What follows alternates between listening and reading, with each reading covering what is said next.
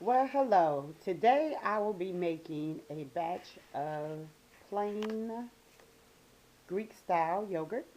And here is my first batch that I made yesterday and I strained out today. And people have been asking me, how do you make yogurt? Now, I'm a visual person, so the YT was a great place for me to learn how to make yogurt.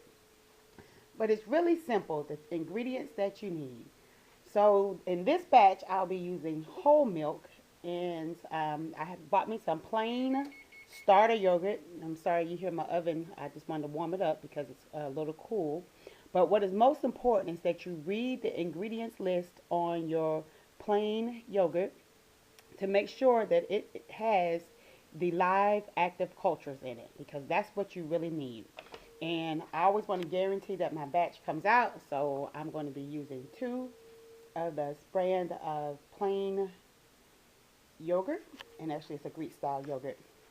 And I'm going to turn my oven off now, and I'm going to turn my oven light on so that it'll just keep the warmth in there, and by the time I get there. So the other thing you'll need is a nice big pot. So I turn the light on.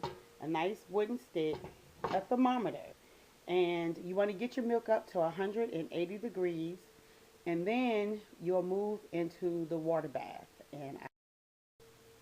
So I've got my milk into my pot, as you can see here, and I have my wooden spoon, so I can stir so that it doesn't stick to the bottom. And now for me, I like to start my warming process up a little slower, and then when it gets to about 100 degrees on my thermometer here, which I actually don't test from there, I test in the middle, I will turn up the temperature so it'll come up to that 180 degrees, which is very important. As you can see, I already have my ice water bath ready for my pot that I'm going to put into the water, the water to bring the temperature down back under 120 before I add the starter yogurt. And what is also very important is make sure that you have a very good high quality pot. If it's non-stick, because last thing you want to do is have those little flakes come up into your stuff. You know, some of us that was younger and we bought inexpensive non-stick pans, and you know those things peel. You cannot do that with that. And of course, you cannot use glass, or you will have a hot mess and liable to injure yourself. Okay, so my milk has come up to 180 degrees, and now it's time for me to put it in the ice bath.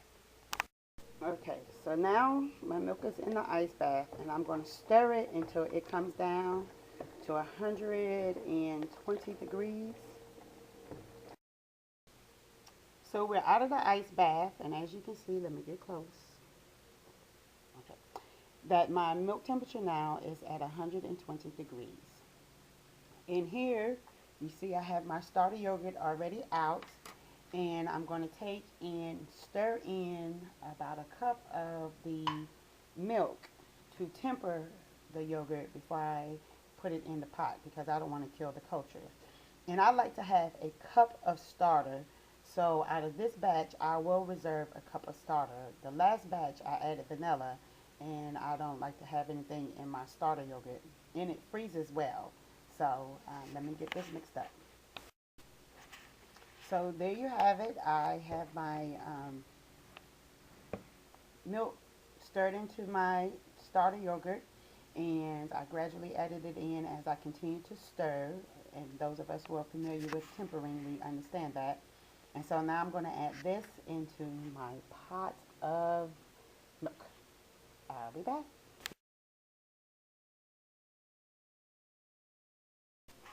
Okay, so everything is in, and I'm checking my temperature one final time.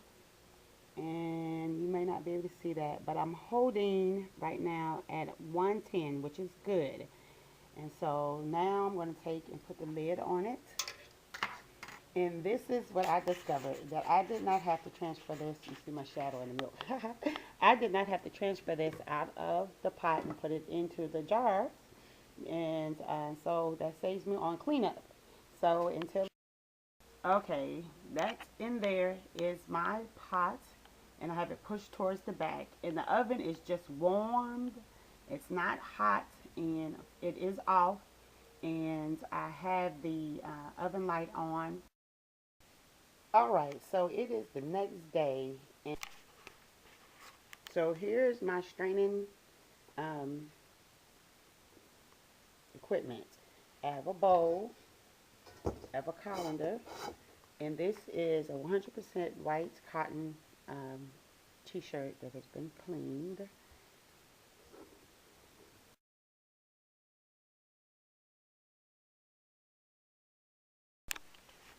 Okay, so the yogurt, as you can see, is nice and thick, and you can just eat it, like this. Just stick it in the refrigerator. So as you can see, I'm covering over my yogurt so it's protected. So here is my yogurt. It actually sat for almost 2 hours. I got busy doing something else. So if it's too thick, then what I'll do is I'll stir in see the whey, some whey, and that's, one thing about it, that you can always add whey back if it's too thick.